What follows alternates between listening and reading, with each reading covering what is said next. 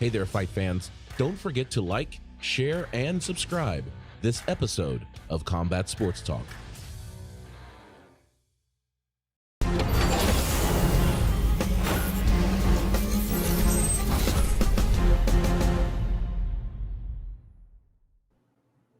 Welcome to Combat Sports Talk, a podcast dedicated to UFC and Bellator discussion, the MMA community, and combat sports in general. I'm your host, Ryan Smith, and joining me this week is the man with the keys to victory, John Keys.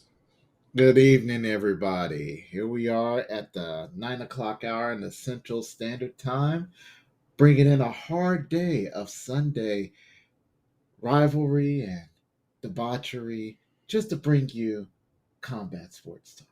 All right. Hey, you know what? This is episode 187, and somebody got murdered last night. That's all I'm saying. Oh my goodness! Is it the Merc show? This is the Merc show. Somebody, you know what's funny? Look, I'm just gonna step right into it. Mm-hmm. Deontay Wilder versus Tyson Fury. That's the headliner. That's what we're gonna be talking about right off the gate. Probably gonna spend half the show talking about this fight. Here's the deal. Deontay Wilder has, in his Bronze Bomber persona, has said that he potentially could be the first person to murder somebody in the ring. You know, he wanted to be one of those guys. Last night, he dang near got murdered. Oh God! It was a good fight. It was a good back and forth. Okay, ladies and gentlemen, do not listen to Ryan. Ryan is he's happy because he didn't pick Deontay Wilder. That's what listen. All right. Let me just go back and say this. Like, I totally get it, right?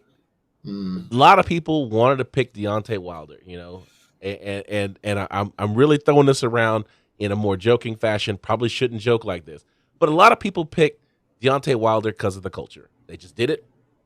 They did it for the culture, and I'm like, bro, why are you picking Deontay Wilder? This guy is going to get wrecked by Tyson Fury again. Like, I said it. The Vegas odds said it. Like, everybody was like, Deontay Wilder is going to get beat. But people still picked the Bronze Bomber. And, you know, I was teasing my friend. I was like, bomb squash. I'm going to sit here and say it like this. Okay. I like the energy that Wilder was presenting compared to Fury. Fury was more reserved about it, and excuse me. And so, I mean, when you have energy like Deontay came with, you're like, oh my God, this guy's gonna do some damage. And if you watched the fight last night, you saw that he did do some damage. It was literally coming down to which blow is going to do it. All right, it was not any type of boxing clinic done. It was not anything that Tyson Fury was like just dancing around him and piecing him around. It was a rock'em sock'em fest. Yeah, but that energy, you know what I got to say to it? Don't believe the hype. Don't believe the hype. He really did that. I'm going in. And you know, some people will be, you know, like, Look at you. You mad. You Big man. And Deontay Wilder was big man. Deontay Wilder was so mad that he would not congratulate Fury after the fight. Okay. See, I have an issue with that. I on both sides of the ball, believe it or not. I have an issue. Joe Rogan said it best. You should never ever interview somebody after a knockout. Okay, that should be the first thing. Never ever interview. Second thing, when you get knocked out, it's such a heated rivalry. Give the man a few minutes before you go over there and be like, all right, man, we had a good. Don't do it immediately because emotions are still raw. All right. Even I'm not saying that he was a sore loser. I'm saying that don't come to me immediately after me losing and expect me to be good. Dude, okay? No, not at all. I'm just gonna say it right here and right now that like this is the sportsmanship of this game. You go, you get in the ring, you fight, you leave it all out there on the canvas, and when the decision is made, you go and shake hands, you congratulate your opponent, and then you walk out of the ring. Like I don't care how raw it is. You are a man, you are an adult, and you are a professional. You got to stand in there for that moment. How is it that you can take mighty blows to the dome, but you can't shake a man's hand after he beats you? Come on now. So let's, look, I understand professionalism. I get it. However, give me about a few minutes before I can sit there and say, okay, man, you were the better man that day. I'm not saying I won't do it.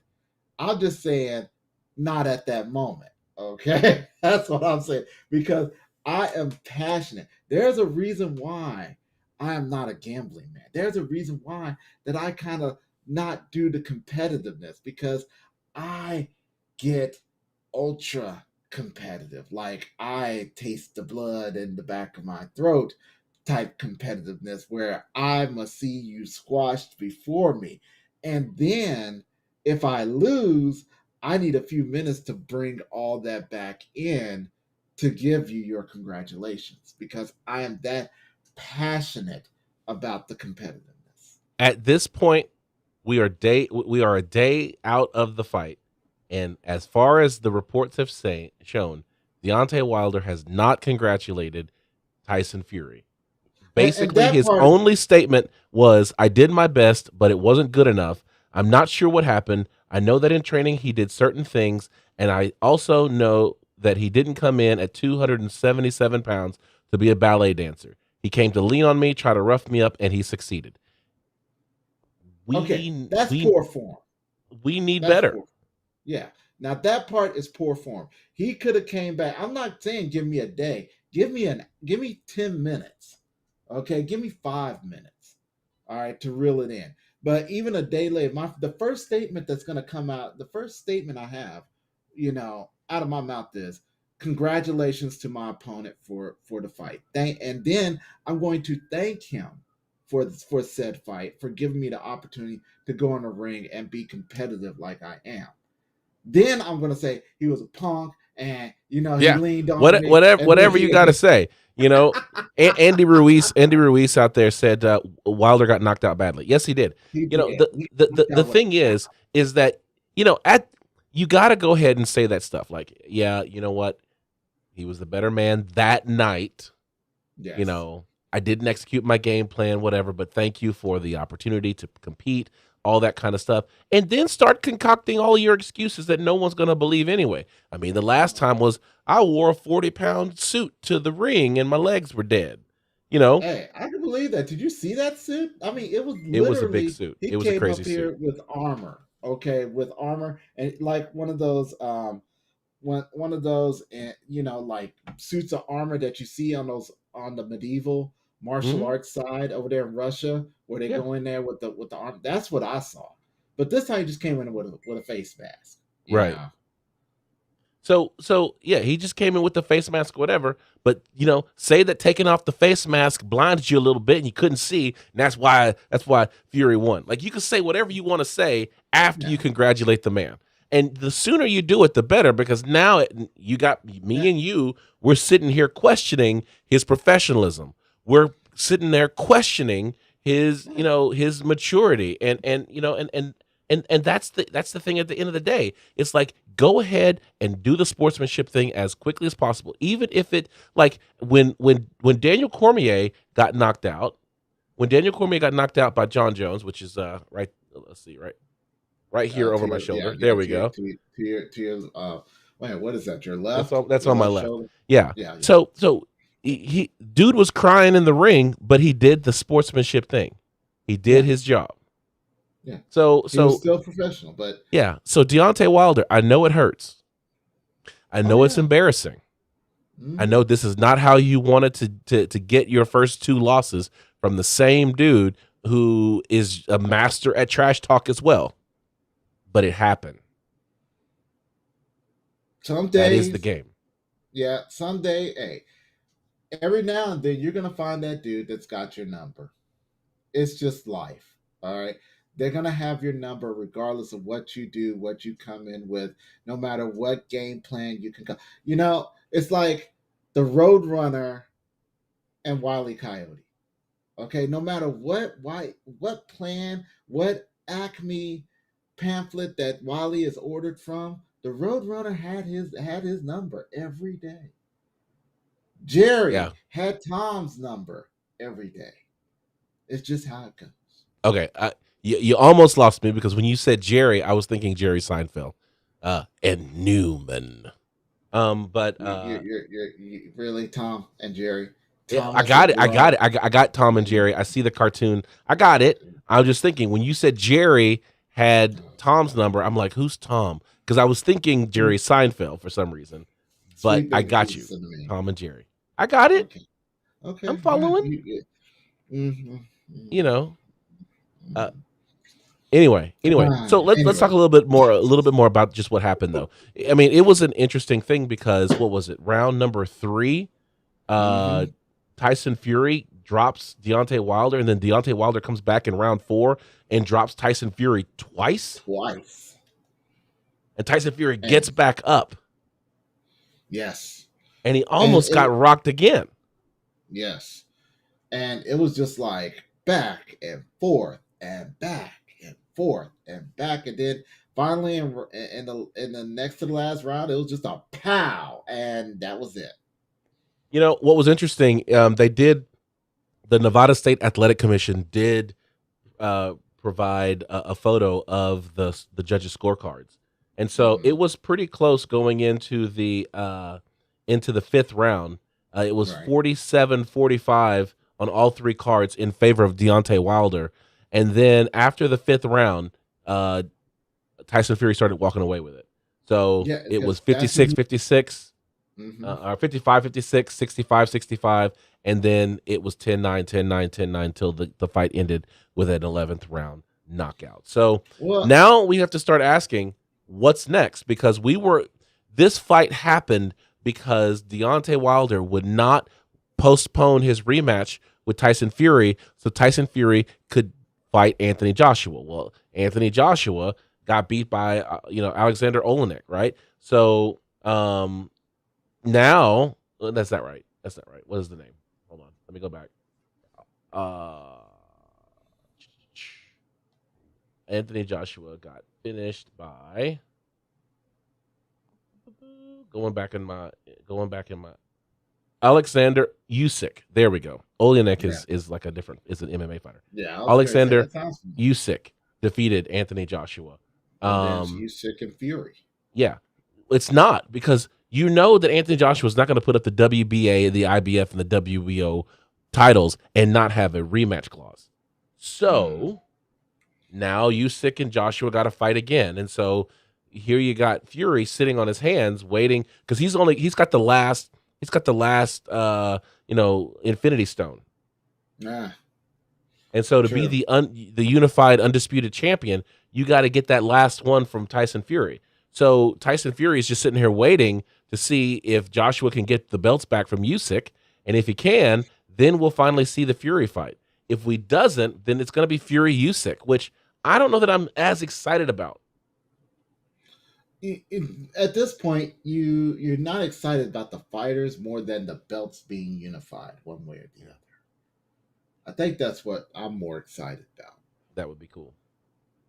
At this point, I'm like, and I guess, poor form for me, and my dad is probably rolling over in his grave right now when I say this, but boxing is boring now.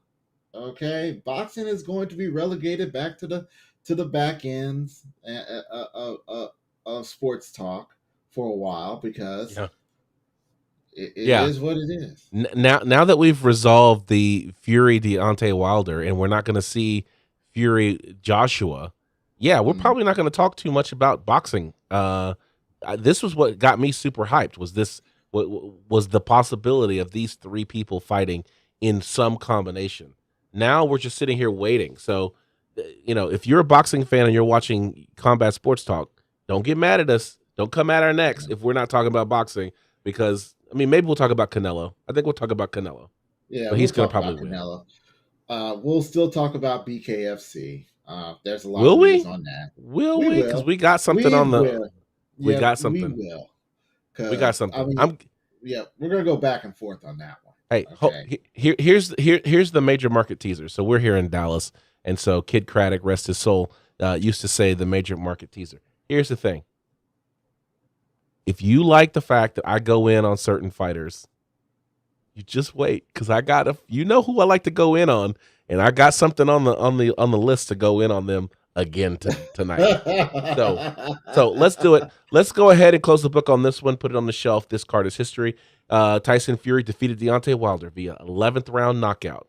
So, all I got to say is I told you so. I hate that we didn't do flash fight picks, but I know you would have picked Deontay Wilder. I know George Stallworth would have picked Deontay Wilder. I know Kelechi Onyebuchi would have picked Deontay Wilder, because y'all did it for the culture. You didn't do it because you didn't do it because you knew good and well Tyson Fury was gonna beat the Bronze Bomber. All right, whatever. let's go ahead. Let's go ahead and go to the official decision. This is the fights that were other happening on Saturday afternoon, because nobody wanted to get in the way of that Wilder Fury fight. So this is the official decision.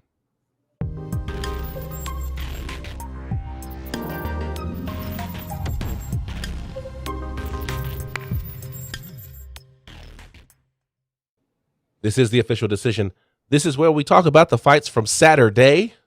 And it was UFC Vegas 39, Dern versus Rodriguez, because she's Brazilian, and so it's Rodriguez. Saturday, October 9th, and the Apex Arena in Las Vegas, Nevada. Let me just say this right off the bat. If you have a fight card on Saturday afternoon, I'm probably not going to watch it. I don't care who's fighting. I'm a father with 3 kids. Youth sports is a thing. Not going to watch it. I don't catch any sports in the afternoon. I don't care if it's UFC. I don't care if it's college football. If it's Saturday afternoon, I'm not watching any sports, because I'm in a gym or I'm on a field. I'm not watching it. So we're going to go through the results. Okay. I mean, life is what happens when we're too busy making other plans.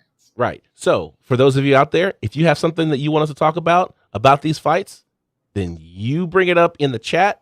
Otherwise, we going to run through this. Felipe Colares lost the fight to Chris Gutierrez via split decision.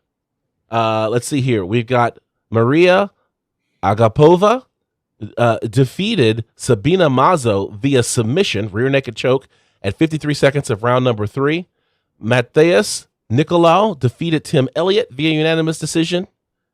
Randy Brown defeated Jared Gooden via unanimous decision.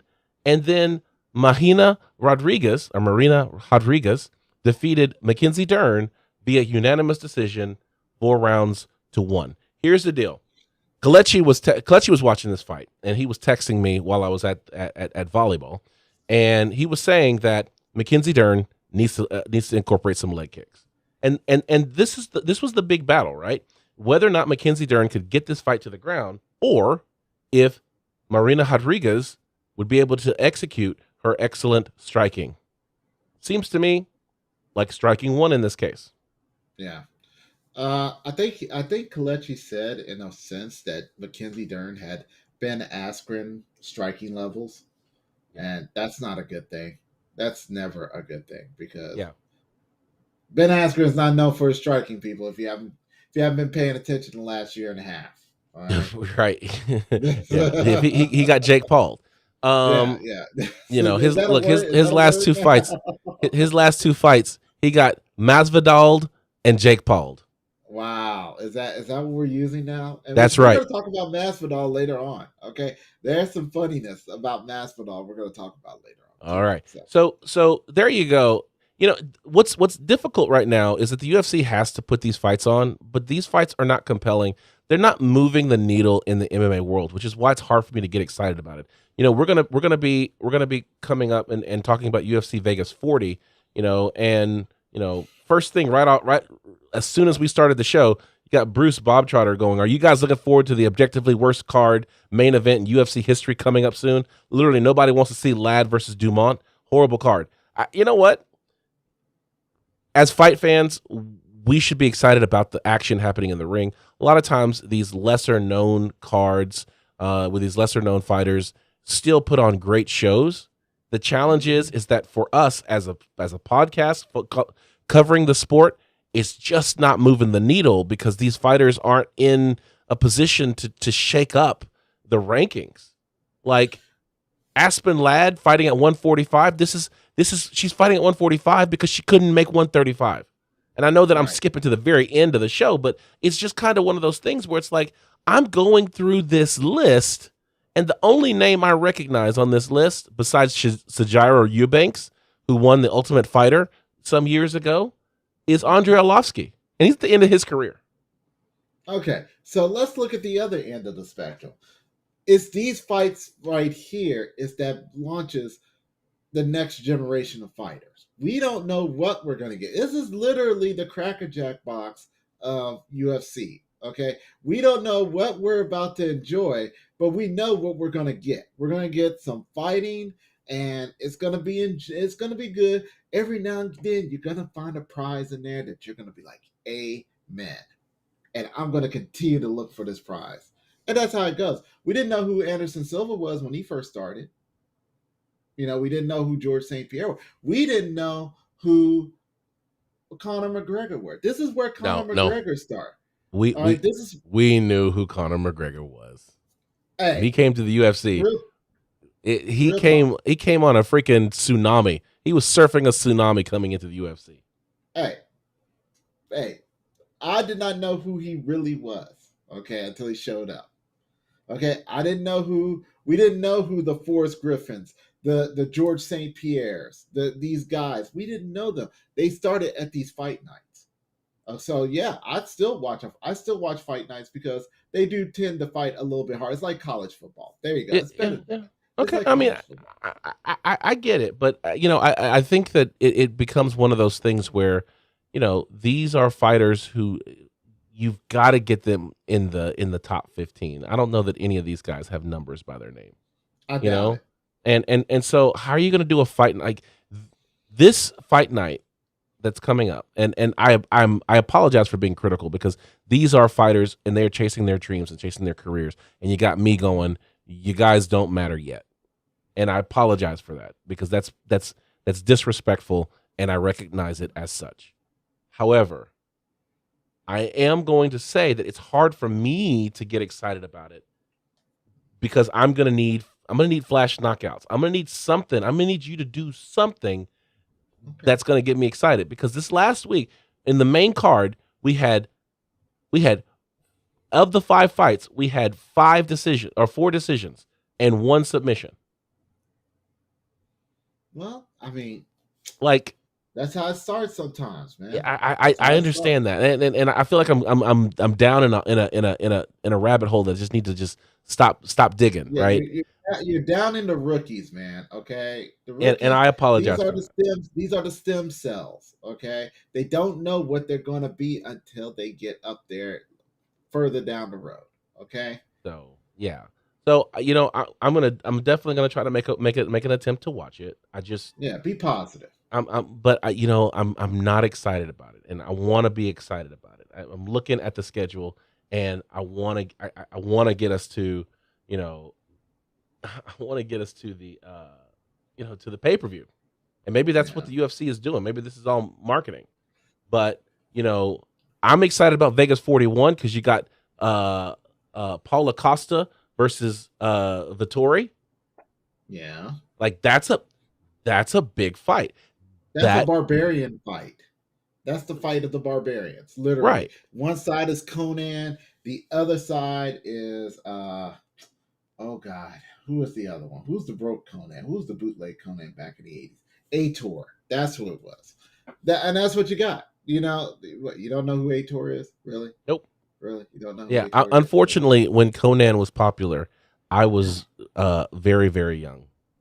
How about Beastmaster? Do you remember Beastmaster? I've heard of Beastmaster.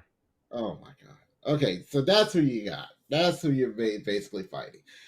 There's don't expect a lot of technical skill going on in that fight. Expect very little technical skill, very little, a lot of grunting, maybe a lot of hollering. Okay, a lot of Yeah, pain, and a right. quick fight. But that's the thing, right? Is that the Paulo Costa Marvin Vettori fight is one that moves the needle. Yeah, because we've seen their history. It's the main event. The other fighters less so. But when you have, even when it was Holly Holm versus, because Holly Holm got injured, and Aspen Ladd, who missed weight but had trained, she's moving up to 145 to fight Dumont. The thing is that that main event, as far as I know, doesn't move the needle because they're fighting at 145. We both agree that there is no 145-pound division. There's a belt, but they don't even have a top 15 because they don't have 15 fighters in 145 at the UFC. They got like 3 fighters. Well, they got 3 fighters and about 10 more names. But it's one of those things where it's like it's really hard to get excited about UFC Vegas 40. I'm excited for 41. I'm excited for Blachowicz versus Glover Teixeira, even though of the pay-per-views that are coming up, that one is, that one has Corey Sandhagen and Peter Yan, and which we'll talk about a little bit later, as the interim bantamweight champion. You've got some good fighters on there because you got Dan Hooker versus Islam Makhachev. You got Marcin Tybura coming back. Is that the pay-per-view that we're gonna get paid on? Is that the one? Wait, what? Because Pedialyte had said that he's going to pay us low key $100 each if Dan Hooker wins. Yeah, that is the one. That is the one. That is the one. Yeah. So I'm really excited about that one. And then and then right after that, you've got UFC Vegas. I mean, you got UFC 268 like a week later, which is Usman versus Covington 2. Mm-hmm. And then after that, you got Vegas 42, which is Holloway versus Yair Rodriguez, which moves the needle. So it's like this. We are in the wilderness right now of UFC fight nights. Once we get out of this one, once we survive UFC Vegas 40, 39 and 40, we will be back to fights that matter in the grand scheme of things. And guess what? I hope this next UFC fight night, it becomes like a matrix defining moment for the UFC, that they're doing all sorts of things to each other in the most painful way imaginable. Okay, I watch. It'll probably end up doing something fantastic because they know that there's a bunch of rookies on the card and they're gonna pull something out. So have faith, my friend. Have faith. All right. Okay. Let's get into the headlines that are making waves in the MMA world with Fighting the Angles.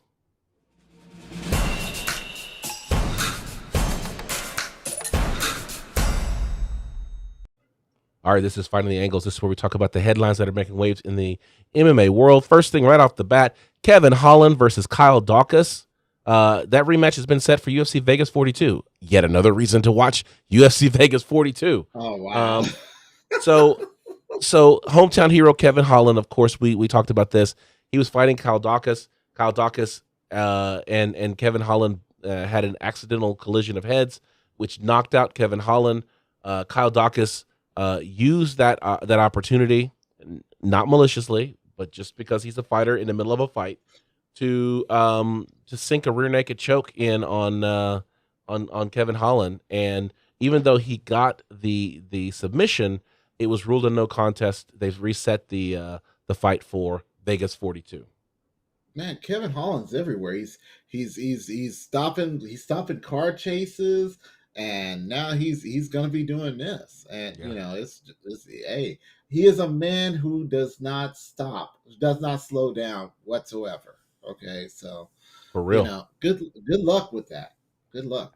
Absolutely. UFC 267. So we were talking about that, and Aljamain Sterling versus Peter Yan was supposed to happen, but Aljamain Sterling got injured. Peter Yan is now going to be facing Corey Sandhagen, which I think was probably going to be it had Peter Yan not need Aljamain Sterling in the head while he was on the ground, I think Peter Yan was going to win that fight anyway. I think that Corey Sandhagen was going to be the next man up for Peter Yan to fight. So this is, I really do, and I think Corey Sandhagen is saying the same thing, is that everybody still sees Peter Yan as the champ, even though Aljamain Sterling has the belt. And the fact is that Corey Sandhagen probably would have been, this is a legitimate fight because Peter Yan was going to probably face Corey Sandhagen next anyway. So for me, I see this as, even though it's an interim title fight because you got to beat Aljamain Sterling to get the real belt, but I see this as the legitimate title shot. That's just dirty. Okay. How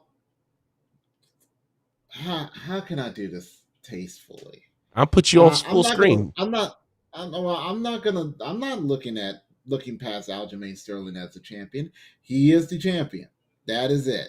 There's no, well, I believe this guy is the champion, because that's what everybody is saying when you say I see Peter Yan as the champion. He's not the champion. He is the guy that got beat. Okay, that's what he lost by his own self, which is the worst way to lose, which is why I understand why he's so upset, because Aljamain didn't beat him. Peter Yan beat Peter Yan. Okay, and so therefore, I'm not gonna fall into the whole, well, Peter Yan's still the champ. No, he messed up. Okay, he failed as a fighter because he didn't know the rules, and now he's suffering for it, and he wants to gaslight everybody to think that Aljamain Sterling is over there, primping and posing, as champ. Aljamain didn't want the belt in the first place, but I guess what? If people are going to start hating on me for having the belt, I'm going to be the champ. The thing is, 100%. Like, I'm not going to ignore who the champion is at bantamweight. It is Aljamain Sterling.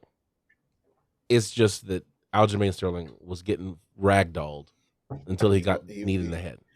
He was losing until he's a wrestler who was getting ragdolled by a striker, and then he got kneed in the head. So it's hard for me to respect his claim on the title. Okay, like you have the title. I acknowledge that you are the champ, but it's hard for me to respect your claim on the champ on the championship, because you won via disqualification and you're now injured, so you can't actually defend your title yet. So it's like, this is just a terrible situation for Aljamain Sterling to be in, right? I won the belt by not beating somebody. Like, I won the belt by getting illegally kneed, and now I can't defend it. And everybody hates me for it. So it's a crappy situation for him. It is. It's crazy. Because, like I said, it's not like he was running around after the match saying, I'm the champ, and nobody can beat me. He never did that. He was actually very humble about it.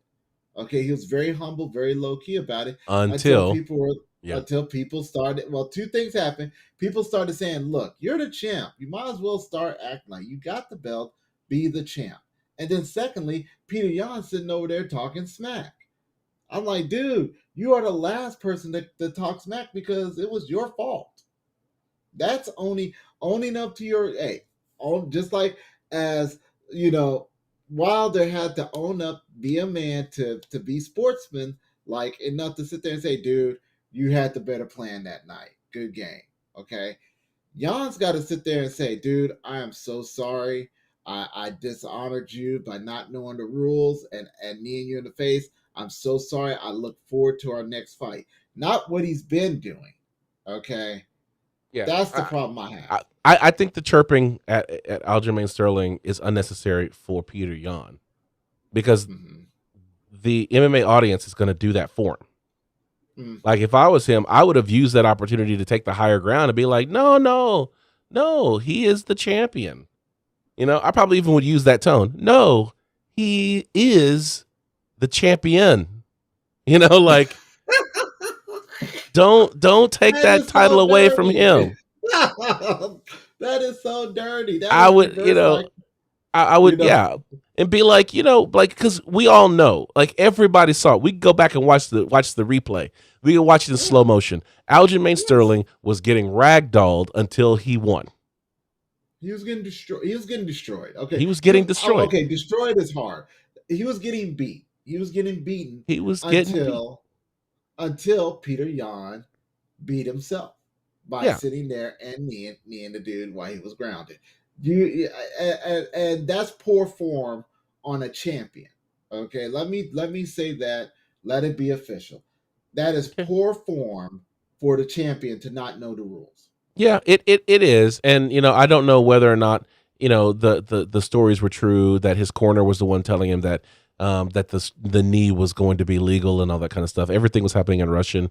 There's the report that Habib Nurmagomedov reported that his corner was telling him to knee or whatever. All of that stuff. At the end of the day, that you can't knee a downed fighter. If you're not sure, don't throw the knee. Like, that's an easy lesson to learn. The fact is, though, is that it's hard. It's hard to legitimize someone. It's like saying Matt the Hammer Hamill is the only one to beat John Jones, and then and he is, but you can't. It's difficult to legitimize him as one of the great, the guy who beat one of the greatest ever. Okay, but it's very simple. Okay. It's not the fact that Matt Hamill was on top of him, grounding and pounding him. It's because John Jones sat there and beat himself. It's the same thing. John Jones beat himself. Matt Hamill did not beat John Jones. John Jones beat himself because he wasn't paying attention. I get you. I get you. The guy, and wasn't Herb Dean like? No, it was not. It was Steve Mazzagatti. I believe it was Steve Mazzagatti. That was. Oh, that's what it was. I think it was Mazzagatti. I believe it was Mazzagatti. But the thing is that we can't. Nobody's going to Matt Hamill and being like, this dude might need to be in the UFC Hall of Fame because he's the only guy to beat John Jones. I'm pretty sure they're not going to Aljamain saying that was your greatest fight ever, dude. We need to praise you. But we're calling him champion because he has the belt. Because he has the belt, but what you're saying is, and this is where I'm trying to box you in here. So don't allow yourself to be boxed in.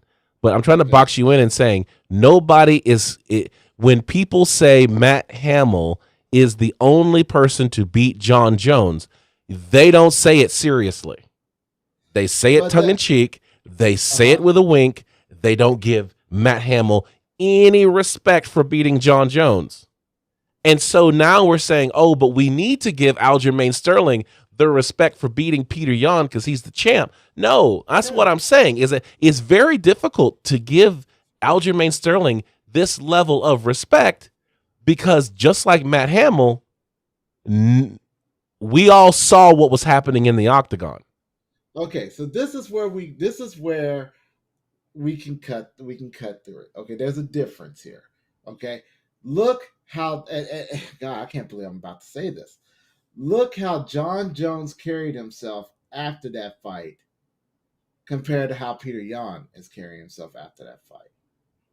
Okay, John Jones just took it on the chin and was like, he tried to get it appealed. He didn't get it appealed. He didn't say much afterwards.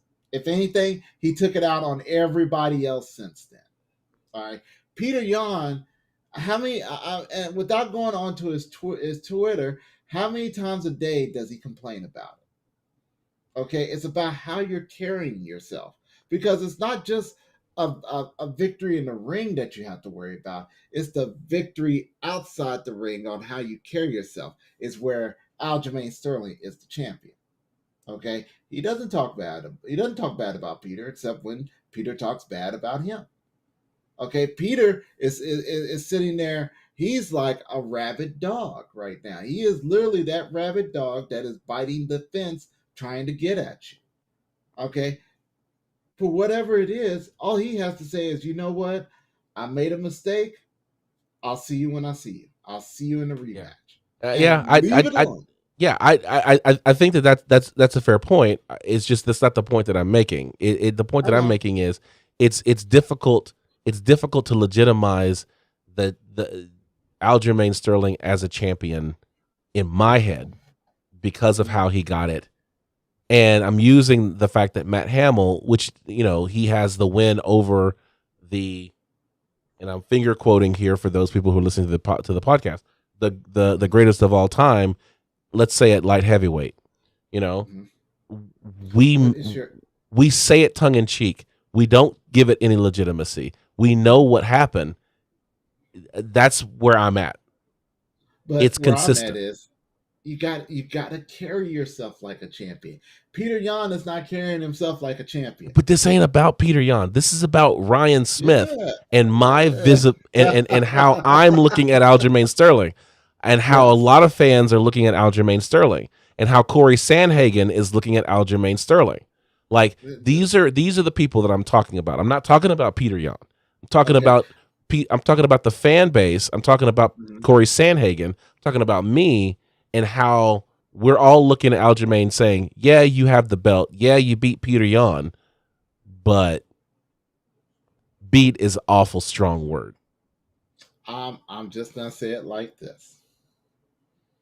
Just because all y'all think the same, don't mean y'all right. Well, Okay. it has been said oftentimes that majority opinion isn't always right. Yes. Okay, we're So gonna leave it there. so we'll leave it there. So there was a death that recently happened. Justin Thornton died October 4th, 2021, after being hospitalized following a paralyzing knockout loss to Dylan Kleckler at BKFC 20 on August 20th, 2021. And so he was placed on a ventilator in September 23rd and then eventually died from pneumonia, which brings up the question about like what's the deal with Bare Knuckle FC? Because, the Association of Boxing Commissions, ABC, who sets the rules for boxing, sets the rules for MMA, and it also regulates, the rules and the body of rules for things like bare knuckle fighting, bare knuckle boxing, and so after this death happened, they wrote a report saying that they are disturbed. They said, disturbingly, and despite our recommendations, some jurisdictions regulating these events are still not following the minimum medical guidelines set forth by the ABC and the Association of Ringside Physicians, ARP. More concerning is the fact that many commissions still do not require any imaging studies, CT scan, or MRI scan in a sport where individuals are at risk of acute and chronic head injuries, aka CTE. And so this is, we go back, and if you want to go back to old episodes of Combat Sports Talk, when BKFC first came out, that was one of my major concerns. Okay. Was the additional damage that the BKFC and other bare knuckle boxing was going to have because, of course, the nature of the sport. And then I was additionally concerned when BKFC docked the purse of one of the fighters because he wasn't standing in the middle of the ring fighting Rock'em Sock'em. And so I was like, I have strong concerns about this sport because of the fact that what we're seeing is aging fighters who are at the end of their careers going into a sport where the most brutal fighters are celebrated.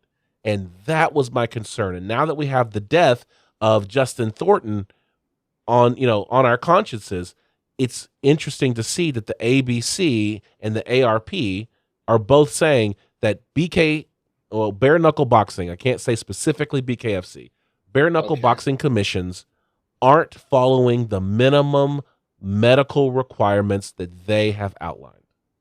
Okay, so first of all, I'm glad that you did say bare knuckle boxing, not BKFC in specifics. Okay, because that is disturbing. While they are, they're not following the minimum standards. This is the dark side of fighting arts in general that I do not like. Okay, boxing in general, and definitely this, which is bare knuckle boxing, which a lot of people think is truly barbaric. I'm one that does not believe so. Okay, this unfortunately can happen with any combat sports. If they do not follow the recommended minimum guidelines, you're inviting things like this to happen. Okay, people already look down on bare knuckle boxing. Okay, people have been looking down on bare knuckle fighting for God knows how long. Okay, as long as the UFC, ever since UFC 1, was a renewed vigor to look down on bare knuckle fighting.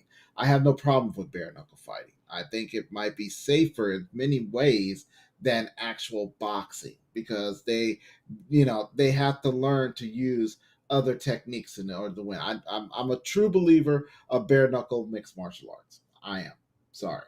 Not sorry. So, with that said, the commissions need to find out these associations that are not following these commissions that are not following the minimum guidelines and come down on them at like a ton of bricks, like Vesuvius, like Mount St. Helens, like San Andreas, the movie, like 2012, the movie with the giant wave went over the Himalayas. Oh, like a geostorm, even.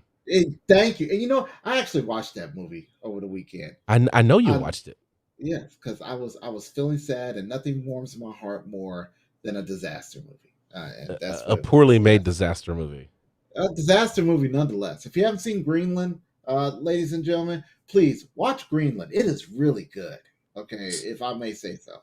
So, of course, anytime there's a death in combat sports, the first person they got to ask, right? Of course, Uncle Dana. So they did. They asked Dana White to react to the BKFC fighter's death. He didn't answer it appropriately. And so, he's like, he took a quote from the Nathan Diaz book. Well, I'm not effing surprised. Come on. He's like, is anybody shocked? I mean, in bare knuckle fighting, I'm not a big fan, and I guess I would call concerned when I see some of our people when they leave here and go there. It's like, oh my God. And I get that because we've seen how much damage some of these fighters have taken in the UFC. I mean, let's talk about Chris Lieben. Like that dude took so much damage. Do you remember his last fight in the UFC? I can remember almost all his fights in the UFC. He would punch until he wasn't there anymore, and then he would then it would be like an autopilot, which actually turns out to win.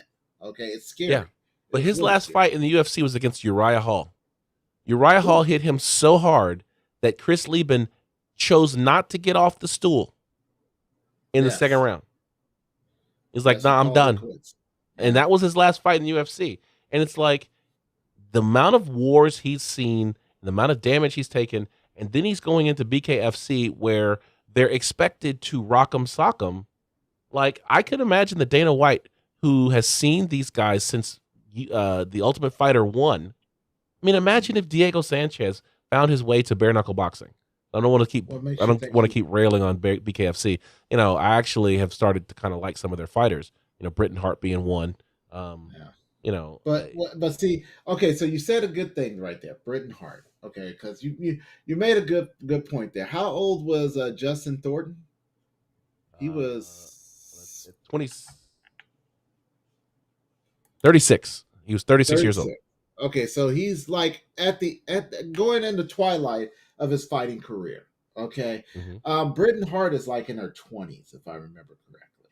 And she's maybe 30. Yeah, I do have a problem, and I've said it. I think I've said it many times that you can't put these older fighters against these younger fighters. You can't do it because this is going to happen. This is what's going to happen. All right. That's why I said make a Masters division. Mike Tyson. Drink. Wink, wink, wink, wink, nudge, nudge. I've been drinking. Drink. I've been hydrating on credit. Yeah, but you gotta. Just for those people who are listening to the podcast, if you're playing the drinking game, there you go. Masters division. That's a drink. Yeah, it's an oldie but a goodie. Okay, but yeah, I mean seriously, they need to put these older fighters with each other and let them fight. Let it be shorter rounds, whatever they need, and that's safe. If they just can't stop fighting, there you go. But see, that's what Dana White said. Is it goes every year we spend over $20 million on athletic medical, health and awareness, whatever it may be. He's like, and 25% of our athletes we send to specialists. He goes, as a result of that, our pre-fight screening throughout the last 20 years have found 10 athletes that have life-threatening medical problems with them and career-ending, and they shouldn't be fighting. And if they weren't in the UFC, they probably would have fought and probably would have died. And I remember some of those, whenever we found out about Dan Hardy and his wolf heart, or whatever it's called. Remember whenever Stefan Struve came down with whatever it was that he had. Like, the UFC has found a way to detect fighters who have been injured. I think the one that the exception to that is Mark Hunt, because of what he's suing the UFC for, allowing Brock Lesnar to fight at UFC 200. But at the end of the day, it is interesting that Dana White and the UFC spend $20 million a year on the 700 fighters that he's got, to make sure that they are at least passing some modicum of, pre-fight screening and health check before they put them in the octagon. Okay. Not enough, in my opinion. But if that's the standard, look how far some of these regional promotions and bare knuckle boxing commissions. Yeah. Like that. If $20 million a year is not enough, then what do you say about these commissions who are falling woefully under the regulations of the Association of Boxing Commissions and the Association of Ringside Physicians? So we should keep an eye on that. Yeah, I mean, it's just like they said, they do the minimal. There's a minimum standard that they need to have. And if we look at it, if 700 fighters, $20 million, that's roughly about $29,000, $30,000 a fighter for medical care. Yeah, on average. On average. So just bear that in mind when he throws out a number like that. This is exactly how much he's actually throwing out there. Yeah, but we know that the distribution is not an average distribution among fighters, right? True. Some guy who's fighting on an undercard in a fight night probably is not getting $30,000 worth of medical attention from the UFC. Oh, you saying there's favoritism there, sir? No, what I'm saying is a fighter who fights for 15 minutes and doesn't take any significant damage is probably not going to need $30,000 worth of medical. True, as opposed to his opponent in which he knocked out. Yeah, and that guy may get $60,000. So on average, it's going to be $30,000 or almost $40,000 per person. But at the end of the day, we know that it's not an average distribution. Not everybody's going to get a piece of that $20 million. It's going to be however much damage. Like my guess is that Conor McGregor and Chris Weidman got a bigger chunk of that $20 million than Uriah Hall, right? Or Dustin Poirier. I'm just saying, right? Stop. Even I have let go of my animosity towards Chris Weidman. Okay, I've let it go. I'm not going to make fun of a man that's 1.5 legs. And I'm not. Oh, look at you did. and I'm not making fun of him. I'm not making fun of him. All I'm saying is that my guess is that he's probably gotten a bit more in medical attention from the UFC than some of these other guys. Right. Someone who needs medical attention. I know I'm jumping around on this run sheet. So thank you for following me. Is Brian Ortega. And so normally I don't call out the publication and the author, but in this case I have to. It's an opinion piece written by Trent Rye-Smith, which is a great name, Rain Smith. Let's call him Rain Smith. Reinsmith, Trent Rainsmith from Bloody Elbow. He was introducing the Brian Ortega line is the name of the article that he wrote.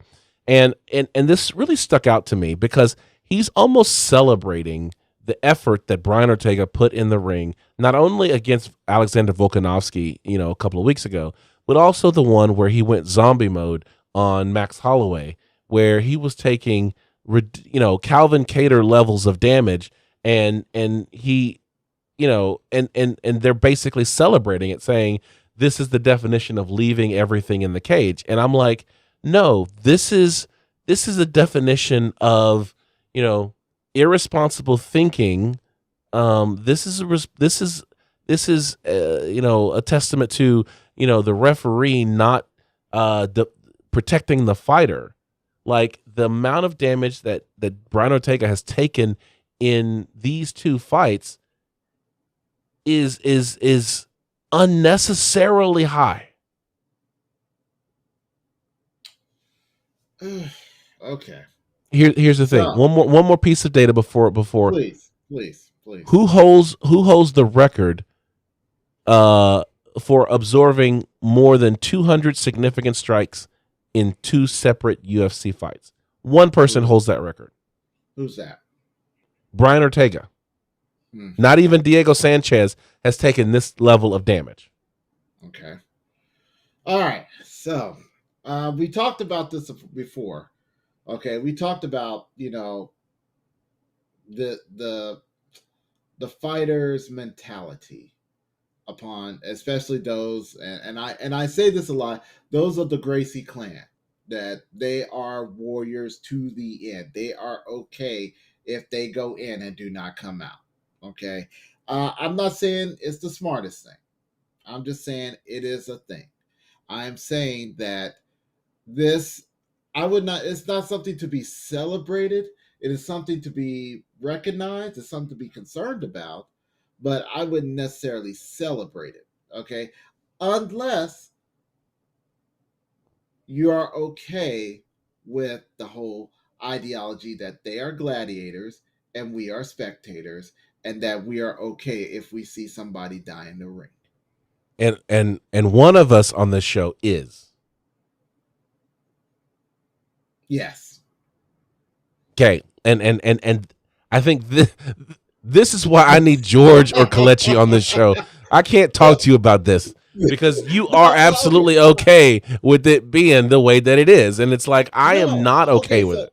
So I cared a lot about it. It's not something that I want to see, but it is something that if it happens, I'm not going to be shocked. I'm not going to be disturbed. What I will be is understanding that these fighters knew what they were going to do. This is not an easy job. This is not a job where you need to be scared. If you are not built for this, you should not be doing this. Very simple. My thing is this. There is a difference between a sport and a life or death situation. Like, okay, so I'm really into Squid Game. I have yet to watch it, but everybody's saying this is the show for me. It is because this is one, and spoiler alert, so just be aware. I'm not going to spoil the whole show for you, but I want to set the stage for like what it is, because this is very much what John Keys is talking about right now. Is the fact that it is a game with with life and death consequences for losing. So you're playing a game that should be an innocuous game. And episode 1 is called Red Light, Green Light. They are playing red light, green light. If you get caught moving when it's red light, you get shot and you are dead. Now I can tell you this because it's in the trailer. This is not, I'm not spoiling anything. But if you move on red light, you die. Now, Does everybody know that that's a possibility? No, they in the movie they don't, but they do sign a waiver saying nobody knew enough to ask what eliminated meant. But the fact is that, and this is going to be a little bit of a spoiler, but you can kind of figure out that this is kind of how the show goes, is everybody then comes to grips with the fact that losing in the game is death. They decide to continue playing despite knowing the ultimate consequence for losing. You've never seen Battle Royale, have you? No, of course not. But the point I'm trying to make is yes, that what happens in the UFC is not Squid Game. It really is a sport. It is not designed to be life or death. And so for those people who would choose to push it to the line where they are facing life and death decisions, is not in the spirit of the sport and should not be celebrated, should not be promoted, and should actually be reprimanded. The fighter, the camp, and the referee all need to be reprimanded for allowing the amount of damage to get to a point where we are celebrating a fighter for accepting 200 plus strikes twice in championship fights.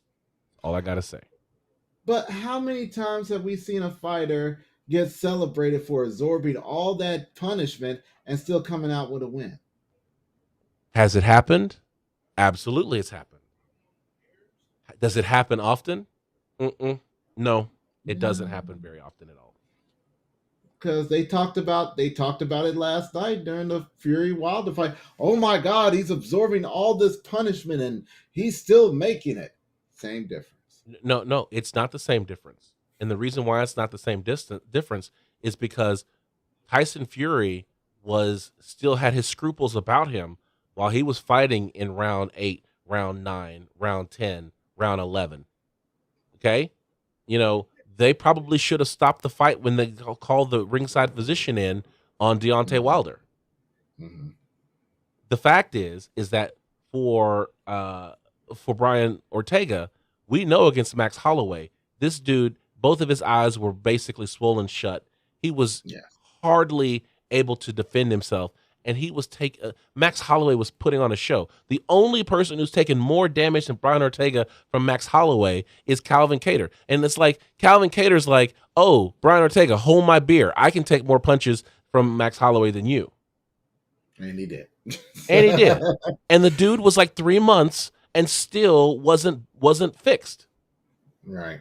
And so it's like, we can't continue to celebrate this type of fighter and then not hold someone accountable. Like, okay, if a fighter is going to go in there and leave it all on the line, then great. If he's going to go in there and swing for the fences and put himself in harm's way, then great. But there needs to be someone looking out for him saying, you know what? Well done, my good and faithful servant. You fought as hard as you could, but the fight is over, dude. That's what the ref says to the fighter. Okay, when he calls it off. Hey, my dude, you did it. All right, but you didn't come up on the win. All right, you did everything you could. Sorry, bro. We got to cut this off because you're about to be turned into the hamburger meat. And we don't. That's what the ref is supposed to do. That is literally his job. Okay, it doesn't matter what the fighter is thinking. Fighter could be going in there with Spartan clothes and a Spartan mentality, talking about this is where we fight, this is where they die. It is the ref's job to sit there and say, oh, no, it's not. Okay, people are going to live today, and split them up. If the ref sits there and says, you know what, go ahead and let him fight. Okay, and he's ready to make the sacrifice to the fight gods, that is on the ref. Okay, the ref's job is literally to referee the fight, to enforce the